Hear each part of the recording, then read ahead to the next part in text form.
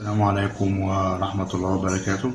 اليوم بتاريخ 15/7/2024 تلقت عائلة القتيرجي خبر مؤسف جدا، وقد توفي وقتل محمد براء القتيرجي وعدد من مرافقيه اليوم بتاريخ 15/7/2024، وذلك بغارة إسرائيلية استهدفتهم بالقرب من الحدود السورية اللبنانية مساء اليوم الاثنين.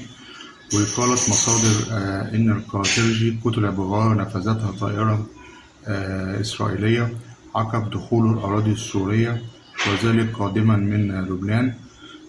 ويعتبر محمد براء القتيرجي أهم رجال الأعمال التابعين لنظام بشار الأسد، ويدير إمبراطورية اقتصادية كبيرة جدا وتعود نفعها لقوات الأسد.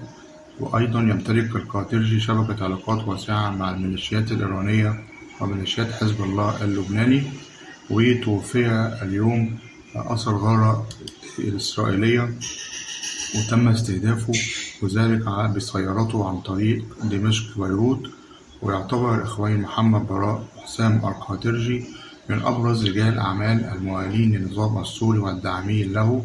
وإن رجل الأعمال السوري محمد براء القتيرجي قتل اليوم، وذلك إجراء قصف إسرائيلي استهدفته عن طريق دمشق بيروت بالقرب من منطقة يعفور السياحية بريف دمشق. وأوضح الإعلام أن القصف الإسرائيلي استهدف السيارة التي كانت تقله، وإصابته إصابة مباشرة مما أدى إلى تفحمها وكل من كان بداخلها. وكان بداخلها كان معاه 2 هم لحد دلوقتي مش عارفين مين هم لكن هو تم الإعلان رسميا أن رجل الأعمال محمد براء القتيرجي توفي اليوم أثر استهداف إسرائيلي في سوريا. دي كانت نبذة مختصرة عن وفاة رجل الأعمال محمد براء القتيرجي، وأشوف حضراتكم على خير والسلام عليكم ورحمة الله وبركاته.